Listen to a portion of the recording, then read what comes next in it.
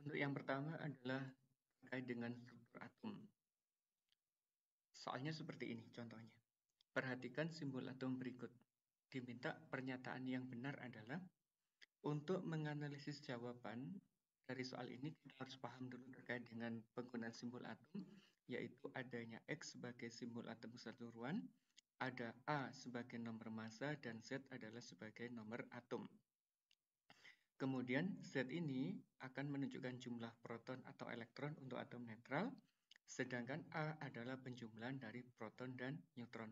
Dari simbol ini kita tahu bahwa nomor atomnya adalah 11, nomor massanya adalah 24, berarti pernyataan yang benar adalah yang B. Karena nomor atomnya 11, nomor massanya 24, dan jumlah neutronnya adalah sebanyak 24 dikurangi 11. Begitu. Itu nomor 1.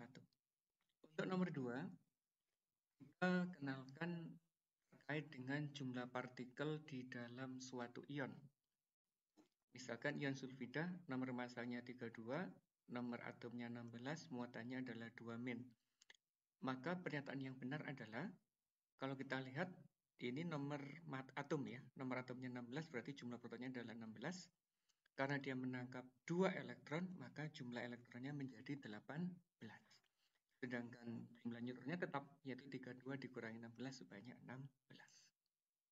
Sehingga untuk nomor 2 jawabannya adalah yang D, yaitu jumlah elektronnya sebanyak 18. Kita lanjutkan. Soal berikutnya terkait dengan struktur atom adalah mengenai isotop, isobar, isoton, dan isoelektron. Kebetulan yang ditanyakan di nomor 3 itu adalah isoton. Apa itu isoton? Kita ingat konsep ini dulu ya. Apabila ada atom yang berbeda, nomor massanya sama, maka termasuk kategori isobar. Jika atomnya sama, nomor atomnya juga sama, tapi nomor massanya berbeda, itu termasuk golongan isotop. Kalau isoton itu adalah yang jumlah neutronnya sama. Misalkan ini, 13 dikurangi 6 kan 7. Ini 14 dikurangi 7 juga 7. Karena neutronnya sama, maka tergolong isoton. Lah isoelektron itu apa? Isoelektron adalah atom atau spesies lain yang jumlah elektronnya sama. Misalkan ini elektronnya 8. Karena menangkap 2, totalnya menjadi 10. Neon ini 10. Karena sama-sama memiliki elektron sebanyak 10, maka tergolong sebagai isoelektron. Nah, dari konsep yang di sebelah kanan, kita bisa menjawab bahwa untuk soal nomor 3, yang termasuk isoton adalah yang jumlah neutronnya sama. Yang mana kira-kira? Yang 3 dan 4. Misalkan ini, 13 dikurangi 6 kan 7. 14 dikurangi 7 juga 7. 15 dikurangi 8 adalah 7. 14 dikurangi 7 juga 7. Maka termasuk kategori isoton. Nah, konsep selanjutnya yang sering keluar di ujian itu adalah masalah konfigurasi elektron. Misalkan ada atom kromium, nomor atomnya adalah 24, bagaimana konfigurasi yang benar? Untuk menulis konfigurasi, kita bisa menggunakan prinsip dari aturan Aufbau ini ya. Dimulai dari subunit 1s, 2s, dan seterusnya kita sebarkan 24 elektron ini. Ternyata berakhirnya harusnya adalah D4S2 3D4. Karena ini ada aturan khusus, D tidak boleh diisi 4, harus mengikuti aturan penuh setengah penuh, maka ini kita ubah konfigurasinya. 4S2 3D4 kita ubah menjadi 4S1 3D5. Sehingga jawaban yang benar adalah yang B. Ingat, D itu tidak boleh diisi 4 dan diisi 9, karena jadi tidak stabil, ini diubah menjadi 5 dan 10, menggunakan aturan penuh dan setengah penuh. Kemudian yang kedua, model konfigurasi adalah yang berupa ion. Kalau ion intinya adalah perbedaan jumlah elektron. Kalau ini belerang 16 elektronnya. Karena menangkap 2 elektron menjadi ion sulfida, maka yang dikonfigurasi jumlahnya adalah 18. Sesuai dengan aturan Aufbau, maka jawaban yang benar adalah yang B. 1S2, 2S2, 2P6, 3S2, 3P6. Jumlahnya adalah 18.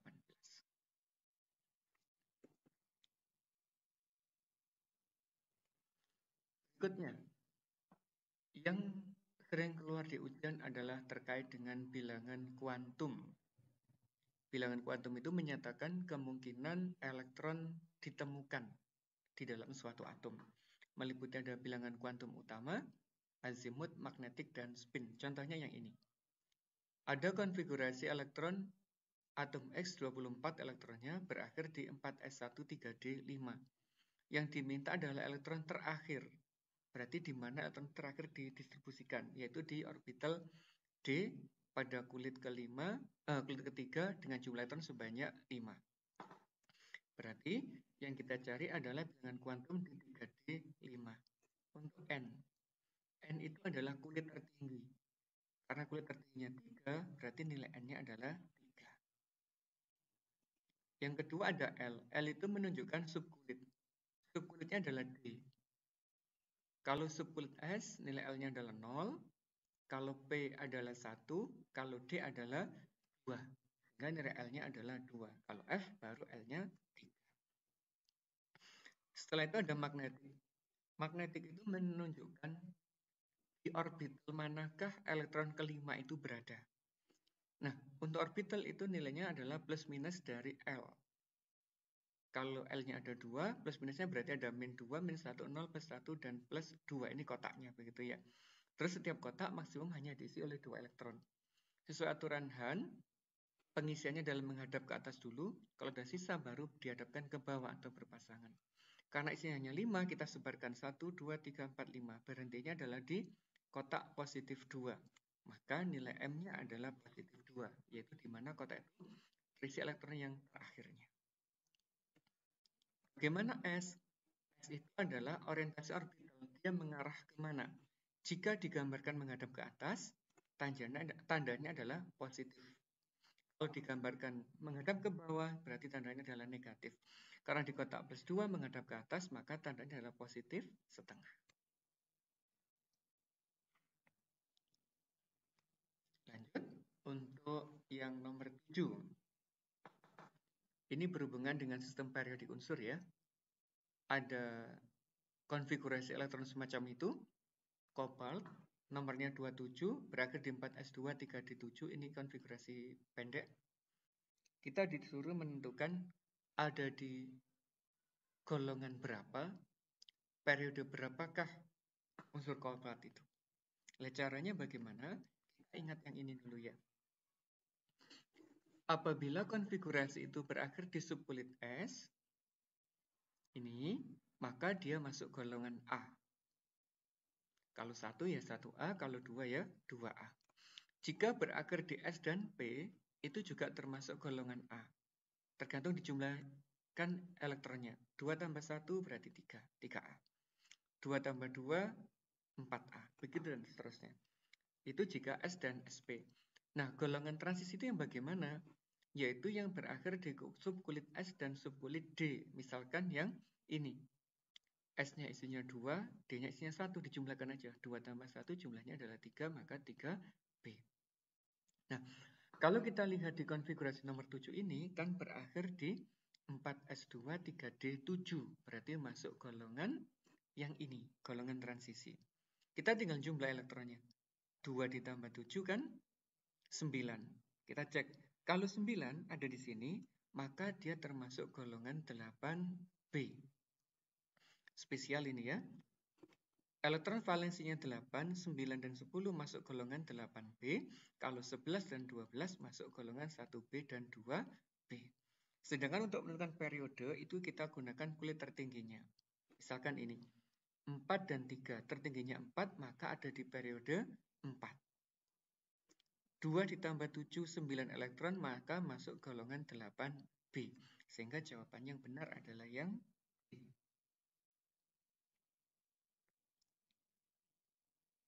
Ini lagi, juga sama, terkait dengan letak unsur di dalam tabel periodik. Ada unsur E, nomor masanya 85, neutronnya 48. Bagaimana letaknya di dalam tabel periodik? Ini kan kita belum tahu simbol atomnya gitu ya. Berarti langkah pertama kita buat dulu simbol atomnya. Nomor masanya 85, neutronnya 48, Berarti nomor atomnya dikurangi aja. 85 dikurangi 48 ketemunya adalah 37. Baru kita konfigurasikan pakai pendek. Kripton ini 36, berarti 5s1. Berakhir di subkulit S, berarti di sini ya. Isinya 1, berarti golongan 1A, periodenya adalah periode 5. Oke, jawabannya. Nah, ini juga terkait dengan sistem periodik unsur. Ada dua unsur yang diketahui, ada unsur X dan Y, nomornya adalah 12 dan 17. Disuruh mencari pernyataan mana yang benar. Maka langkah yang kita buat pertama adalah membuat konfigurasinya dulu. Untuk menentukan letaknya unsur X dan unsur Y. 12, 3S2, berarti golongan 2A periode 3. 17, Y, berakhir di 3S2, 3P5, berarti golongan 7A periode 3. Baru kita buat tabel periodik pendek. Ada golongan 2A, ada golongan 7A, sama-sama di periode 3, ini X ada Y, berarti X lebih kiri daripada Y posisinya. Baru kita pahamkan dengan konsep ini. Dalam satu golongan dari atas ke bawah, yang cenderung bertambah itu adalah sifat ini. Jari-jari, sifat reduktor, sifat basa, sifat logam. Sedangkan sifat-sifat yang ini cenderung untuk berkurang. Berbanding terbalik dengan jari-jarinya ya. Afinitas, energi ionisasi, elektronegatifan, oksidator, dan sifat asam. Nah, kalau kita bandingkan, berarti pernyataan untuk soal nomor 9 yang benar adalah yang B, yaitu elektronegatifan unsur yang lebih kiri itu lebih kecil daripada unsur yang lebih kanan. Nah, demikian dulu ya untuk sesi yang pertama. Nanti untuk bagian yang kedua kita bahas di video yang kedua. Terima kasih. Assalamualaikum warahmatullahi wabarakatuh.